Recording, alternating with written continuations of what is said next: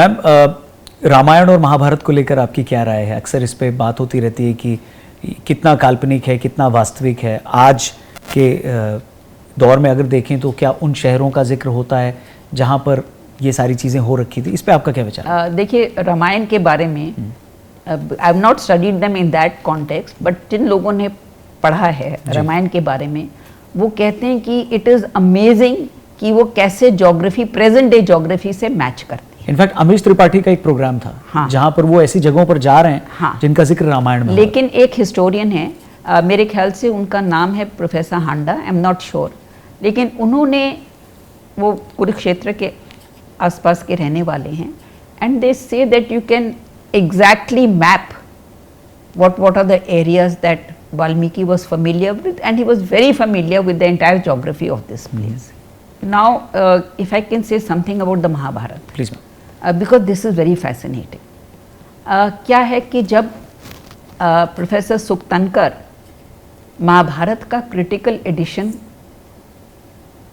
तैयार करने में लगे थे, तो उनके जो टीम के लोग थे वो भारत के हर इलाके में गए, हर प्रांत में गए जहाँ जहाँ महाभारत का ग्रंथ उनको मिले।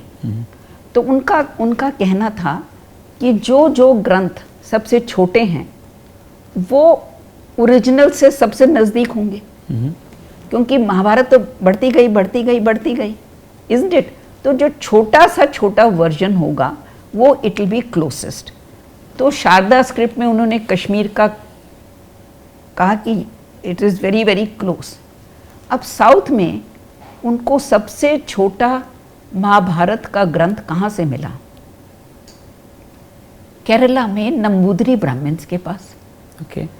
तो सुक्तनकर हैरान हो गए कि भी केरला बिल्कुल at the other end of, तो सबसे प्योर महाभारत का ग्रंथ वहाँ पे कैसे पहुँच गया? It's very difficult to imagine.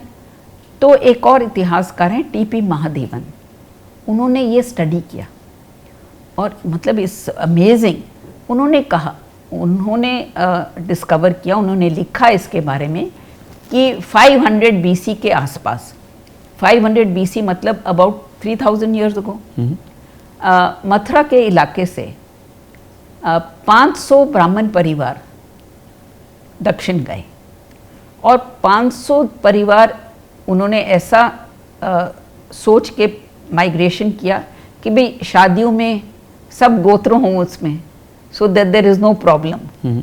So they migrated और वो तमिल इलाके में रहे, और जो मथुरा से उनके पास महाभारत का ग्रंथ था वो ले गए तमिल इलाके में, ठीक है, 3000 साल पहले जी। और वहाँ पर 7वीं शताब्दी में तमिल इलाके में कुछ घटना होती है, तो अधिकांश वो ब्राह्मण जो थे, कुछ तो तमिल में रह गए और बाकी वो अपना ग्रंथ लेके केरला पहुंच गए, और वो है नंबूदरी ब्राह्मण। तो इमेजिन करिए कि मथुरा से वो गए तमिल इलाके, फिर वो गए केरला, और वो ग्रंथ को शुद्ध रूप में उन्होंने प्रिजर्व किया। आई मीन, इस देश का हर नागरिक के बारे में आपको आश्चर्य होगा, गर्व होगा। जी मैम, इससे पहले कि मैं आखिरी सेगमेंट रैपिड फायर में पहुंचूं, एक आखिरी सवाल मैं जाते जाते आपसे पूछना चाहूँगा कि जो अयोध्या में भगवान श्री राम जी का जो भव्य मंदिर है और उसका जो निर्माण है, क्या ये एक बड़ा टर्निंग पॉइंट है कल्चरल एस्पेक्ट से इस देश? It's a major turning point. 1000 साल के बाद उत्तरी भारत में एक विशाल मंदिर बना है। 18वीं शताब्दी जब आरंभ होती है जी, तो उत्तरी भारत में कोई मंदिर बचा नहीं था। उत्तरी भारत में एक भी मंदिर बचा नहीं था। अब क्या हुआ कि जब 20th सेंचुरी में इतिहासकार इस विषय पर पढ़ने लगे, अध्ययन करने लगे, तो काशी में उनको एक मंदिर मिला। तो उन्होंने कहा कि ये पहला मंदिर है जो बना है 18वीं शताब्दी में, ठीक है। उसके पहले तो कुछ जो काशी हम देखते हैं ये तो 18वीं शताब्दी के बाद मराठास और राजपूत वगैरह ने बनाया जी। तब वो दोबारा उसको देखते हैं और वो कहते हैं कि ये मंदिर इसको इसके हिस्से अलग किए गए थे उसको बचाने के लिए।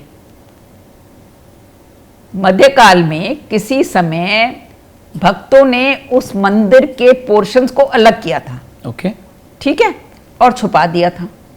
और जब 18वीं शताब्दी में हालात बदले, मुगल साम्राज्य कमजोर हो गया, बनारस राजा आ गए, तब उन्होंने उस मंदिर के पार्ट्स को इकट्ठा करके असेंबल किया, जैसे कि लेगो सेट में नहीं होता कि अच्छा, ये कहानी यहाँ पे नहीं, आप सोच सकते हैं कि उस मंदिर को उसके पार्ट्स अलग अलग किए और फिर जब हालात सुधरे तो उस मंदिर को सैकड़ों साल की प्लानिंग है ऐसे लगता है।